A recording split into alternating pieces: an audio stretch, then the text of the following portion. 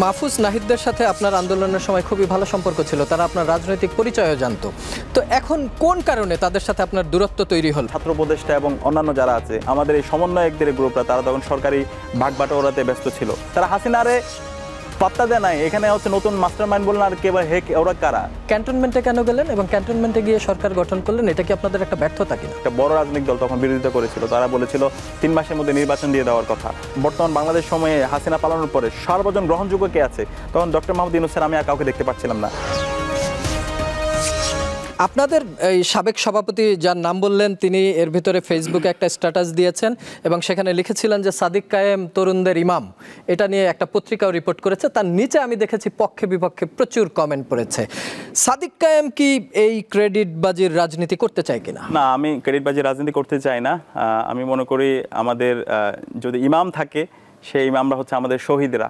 জুলাই বিপ্লবে যে আমাদের 2000 ভাই বোন শহীদ হয়েছে, 40,000 আমাদের ভাই বোন যারা গাজী হয়েছে, তারাই আমাদের ইমাম, তারা আমাদের মাস্টার মাইন্ড, তারা আমাদেরকে রাস্তা দেখিয়েছে। তাদের মাধ্যমে আজকে আমি শিবির হিসাবে জাতির সামনে আমি আমাদের পরিচয় দিতে পারছি। আজকে এই দেশের মানুষ আজাদি পেয়েছে, আজকে সবাই মত প্রকাশের স্বাধীনতা পেয়েছে, আজকে এই দেশে গণতন্ত্র ফিরে এসেছে। এতগুলো মানুষ আজকে যারা আয়নাগরে বন্দী ছিল, তারা আজকে মুক্তি পেয়েছে। তো এই যদি ক্রেডিট দিতে চাই, সেই ক্রেডিটটা দিয়ে দিতে চাই আমাদের শহীদদেরকে, আমাদের গাজীদেরকে। আরেকটা প্রশ্ন হচ্ছে, মাহফুজ নাহিদদের সাথে আপনার আন্দোলনের সময় খুবই ভালো সম্পর্ক ছিল, তারা আপনার রাজনৈতিক পরিচয়ও জানতো।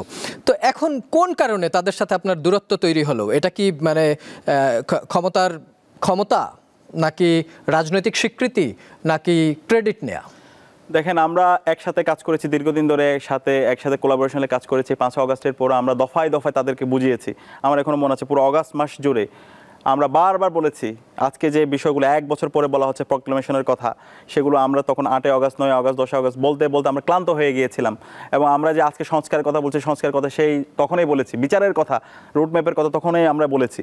কিন্তু আমরা দেখতে পেয়েছি তখন আমাদের এই বন্ধুরা, তারা এই বিষয়গুলোকে ফোকাস না করে তাদের ব্যক্তিগত স্বার্থ হাসিল অথবা নির্দিষ্ট একটা নিজেদের ফরমেশনের জন্য তারা ব্যস্ত হয়ে গিয়েছিল।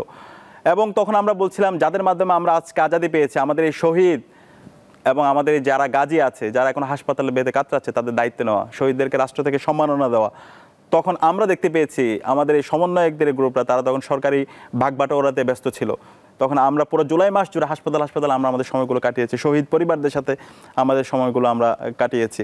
তো এই যে বারবার বলে বলে ব্যর্থ হওয়া, এবং আমরা যে আকাঙ্ক্ষা নিয়ে এই জুলাই বিপ্লব করেছি, আমাদের শহীদরা জীবন দিয়েছে, যখন দেখতে পাচ্ছি আমাদের এই সহযোদ্ধারা সে আকাঙ্ক্ষা থেকে তারা দূরে সরে যাচ্ছে, তারা অন্য পথে পা বাড়াচ্ছে, তখন আলটিমেটলি আমাদেরকে সত্য বলতে হবে। যেটা সত্য সেটা বলতে হবে। এবং এই জুলাইয়ের মাধ্যমে আমরা এমন একটা প্রজন্ম তৈরি হয়েছে, তারা সত্যকে সত্য বলতে শিখে গেছে। তারা কাউকে পরোয়া করে না, তারা হাসিনারে পাত্তা দেয় নাই। এখানে হচ্ছে নতুন মাস্টার মাইন্ড বললেন, আর কেবল হে ওরা কারা। সে যে হোক, সামনে যে ফেসিস্ট হয়ে উঠতে চাইবে, যে জুলাইয়ের সাথে গাদ্দারি করবে, আমরা তার বিরুদ্ধে কথা বলবো। তো সেখানে আমরা দেখতে পেয়েছি পুরো সময় জুড়ে এই জুলাইয়ের স্পিরিটকে ভঙ্গ করা এবং জুলাইয়ের মাধ্যমে যে বাংলাদেশে নেশন বিল্ডিংয়ে যে ঐতিহাসিক সুযোগ তৈরি হয়েছে, সেটাকে নষ্ট করা, সেটার পিছনে কিছু লোকরা দায়ী আছে। তারা নিজেদের গোষ্ঠীগত স্বার্থ, তাদের বর্গীয় স্বার্থকে অনেক বেশি প্রাধান্য দিয়েছে দেশের স্বার্থের চেয়ে, যে কারণে পুরো জিনিসটা দিনে দিনে দিনে দিনে ভণ্ডুল হয়েছে। তো আমরা আশা করেছিলাম এই আমাদের এরা ছাত্র উপদেষ্টা এবং অন্যান্য যারা আছে, আমরা যারা একসাথে কাজ করেছি, তারা সবাইকে নিয়ে বাংলাদেশ প্রশ্নে সবাই এক হয়ে কাজ করবে। কিন্তু আমরা দেখতে পেয়েছি তারা বিভাজনের পথে পা বাড়িয়েছে। যে কারণে আমরা প্রতিনিয়ত আমরা এই সত্যের পক্ষে আছি, আমরা এটার প্রতিবাদ করছি এবং সেই প্রতিবাদ আমরা চালিয়ে যাব। এটা আমাদের অন্যতম একটা প্রতিজ্ঞা, সেটা আমাদের জুলাইয়ের প্রতিজ্ঞা। জুলাইয়ের আন্দোলনে ছাত্র জনতা সবাই এই আন্দোলনে ছিল, গুলি করলো পুলিশ, বিজিবি, কিছু কিছু জায়গায় আর্মিও গুলি করেছে। কিন্তু শেষ পর্যন্ত আপনারা ক্যান্টনমেন্টে কেন গেলেন এবং ক্যান্টনমেন্টে গিয়ে সরকার গঠন করলেন? এটা কি আপনাদের একটা ব্যর্থতা কিনা? না, আমরা তো ওই সময় থেকে বলেছি আমরা কোনো ক্যান্টনমেন্ট থেকে আমরা কোনো সরকার গঠন করব না। আমরা হচ্ছে ছাত্র জনতার মাধ্যমে আমরা আমাদের জাতীয় সরকার হবে অথবা বিপ্লবী সরকার হবে, সেই প্রস্তাবনা ওই সময় আমরা দিয়েছিলাম। এবং এটা 3 আগস্ট পুরো প্রস্তাবনাটা, সরকারের অংশীজন কারা কারা হবে, কীভাবে গভর্নমেন্ট ফরমেশন হবে, এই পুরো প্রস্তাবনাটা আমরা তখন দিয়েছিলাম। কিন্তু ওই সময়ে আমরা বিভিন্নভাবে বিভিন্ন গ্রুপের মিসআন্ডারস্ট্যান্ডিংয়ের কারণে আমাদের একটা পক্ষ তাদের দ্বারা পরিচিত হয়েছে। এবং এক্ষেত্রে আমাদের মেজর পলিটিক্যাল পার্টিসগুলোর তাদের যেভাবে কোঅপারেশন করা দরকার ছিল, সে জায়গাও আমরা ঠিকমতো কোঅপারেশন পাইনি এবং এই সব কারণে আলটিমেটলি হচ্ছে আমাদের জাতীয় সরকারটা হয় না। একটা বড় রাজনৈতিক দল তখন বিরোধিতা করেছিল, তারা বলেছিল 3 মাসের মধ্যে নির্বাচন দিয়ে দেওয়ার কথা।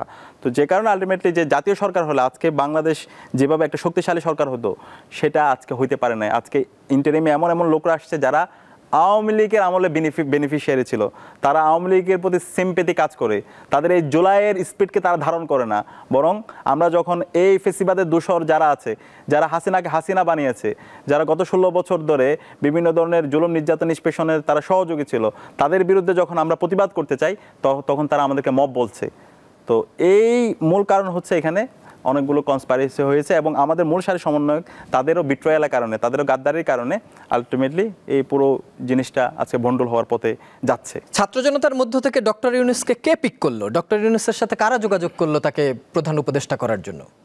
এটা হইতে পারে, অনেকে যোগাযোগ করতে হতে পারে, কিন্তু আমরা যখন 1 আগস্টের দিকে আন্দোলন করছিলাম তখন আমাদের কাছে পরিষ্কার মার্চ ফর জাস্টিস 31শে জুলাই হয়েছিল এবং সেদিন হাইকোর্ট প্রাঙ্গণ আপনারা দেখতে পেয়েছেন একটা আমাদের শিক্ষকরা তারা প্রতিরোধ গড়ে তুলেছিল এবং এর মাধ্যমে পুরো আন্দোলনটা সারা দেশব্যাপী ছড়িয়ে পড়েছিল। পরবর্তী দিন আমরা রিমেম্বারিং আওয়ার হিরোজ কর্মসূচি দিয়েছিলাম এবং এর মাধ্যমে পুরো জুলাইটা আবার নতুনভাবে পুনরুদ্যমে ফিরে আসে।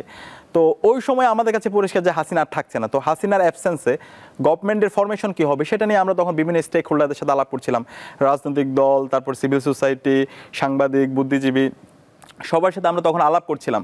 তো তখন মাহফুজ আলম, নাহিদ, আসিফ সবার সাথে আমরা আলাপ হচ্ছিল এবং একই সাথে আমরা যখন হাসিনা পালাবে এটার প্রধান কে হবে সেটা নিয়ে তখন আমরা আলাপ করছিলাম। আমাদের সাবেক সভাপতিদের একটা গ্রুপ ছিল, ওখানে ডক্টর মির্জা গালিব ভাইও ছিল, মোহাব্বত আলী ভাই, অনেকেই ছিল। তখন মূলত আমরা হচ্ছে যেটা ডক্টর মোহাম্মদ ইউনূসকে মেল করেছিলাম আমি, সে মেলটা মূলত হচ্ছে মোহাব্বত আলী ভাই আমাকে হচ্ছে ড্রাফটটা করে দিয়েছিল এবং মির্জা গালিব ভাই ওটা দেখে দিয়েছিল। এরপরে আমরা চিন্তা করলাম এটা হচ্ছে এখানে কয়েকজন সাংবাদিকও আমাকে তারা সহায়তা করেছিল। তখন আমরা চিন্তা করলাম বর্তমান বাংলাদেশ সময়ে হাসিনা পালানোর পরে সর্বজন গ্রহণযোগ্য কে আছে, তখন ডক্টর মোহাম্মদ ইউনূস স্যার আমি আর কাউকে দেখতে পাচ্ছিলাম না এবং আমাদের সর্বজন স্বীকৃত হচ্ছে উনি। তখন আমরা ডক্টর মোহাম্মদ ইউনূসের বিশেষ সহকারীর মাধ্যমে ওনার সাথে যোগাযোগ করার চেষ্টা করলাম এবং ওনাকে একটা মেল করলাম। পরবর্তীতে উনি আমাদেরকে একটা চমৎকার রিপ্লাই দিয়েছে এবং যেটা আমাদেরকে অনেক বেশি ওই সময়ে সাহস জুগিয়েছিল। এটা হচ্ছে 3 আগস্টের কথা আমি বলছি এবং একই সাথে 4 আগস্ট ওনার সাথে আমরা একটা মিটিং সেট করেছিলাম। আমরা বলতে আমি ওনার বিশেষ সহকারীর সাথে কথা বলে একটা মিটিং সেট করেছি এবং সেটা ছিল 4 আগস্ট দুপুর 11টায় এবং ওই মিটিং সেট করার পর আমি তখন আসিফকে নক করি, আসিফকে বলেছি হচ্ছে ওই মিটিং আমরা কারা কারা থাকবো। তখন বলছে হচ্ছে ভাই আমি থাকবো, মাহফুজ এবং হচ্ছে নাহিদ আর আপনি, আমরা 4 জন মিলে থাকবো। আমি আরেকজনের নাম অফার করছিলাম, বলছে ভাই ওনার থাকার দরকার নেই, আমরা এই 4 জনে থাকবো। পরবর্তী এই 4 জন ডেলিগেট সহ আমি নাম্বার সহ ওনাকে পাঠিয়েছিলাম। পরবর্তী দিন 4 আগস্ট আমাদের মিটিং হওয়ার কথা ছিল, কিন্তু সেই 4 আগস্ট আপনার নিঃসন্দেহে মনে থাকার কথা সেদিন শাহবাগে লোকারণ্য এবং দুপুর নাগাদ প্রায় 150 আমাদের ভাই বোন শহীদ হয়ে গেছিল। ছাত্রলীগের সন্ত্রাসীরা, আওয়ামী লীগের গুন্ডারা, খুনি হাসিনা পেটো বাহিনী ক্রমাগত আমাদের মুক্তিকামী ছাত্র জনতার উপর তারা গুলি করেছিল এবং সেদিন আর মিটিংয়ের পরিস্থিতি ছিল না। পরবর্তীতে 5 আগস্ট যখন হাসিনা পালাইছে এরপর আমরা চ্যানেল 24 অফিসে ছিলাম, ওইখান থেকে ডক্টর মোহাম্মদ ইউনূসকে ফোন দেওয়া হয়, ওইখানে আমিও ছিলাম পাশে। পরবর্তীতে ওই দিন রাতে প্রেস কনফারেন্সে তো আমি ছিলাম।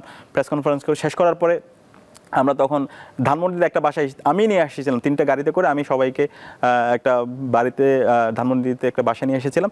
ওই বাসা থেকে ডক্টর মোহাম্মদ ইউনূসকে ফোন দেওয়া হয়, ফোন দিয়ে ওনাকে হচ্ছে রিকোয়েস্ট করা হয় এবং উনি অ্যাকসেপ্ট করে এবং এরপরে হচ্ছে আমাদের যে সরকার হতে যাচ্ছে সেই সরকারের প্রধান উপদেষ্টা হিসাবে ওনার নাম প্রস্তাব করা হয় এবং ওই ভিডিও যেখান থেকে করা হয় ওই বাসা, ওইখানে আমি পাশে যে ক্যামেরাটা করা হচ্ছে সেটা হচ্ছে রাফেজ সালমান রিফাত, ঢাকা বিশ্ববিদ্যালয় শিবিরের সাবেক সভাপতি, উনি মূলত ভিডিওটা করেছিল। পাশে জুনাইদ ভাই ছিল, পাশে আমি ছিলাম, আর অনেকে ছিল। পরবর্তীতে এই ভিডিওটা শেয়ার দেওয়া এবং ওই দিন রাতে পরবর্তী উপদেষ্টা ফরমেশন এবং সরকারের ফরমেশন এই সব কিছু নিয়ে আমরা সারা রাত ধরে ওখানে কাজ করেছি এবং এরপর থেকে আরও নতুন বড় একটা জার্নি।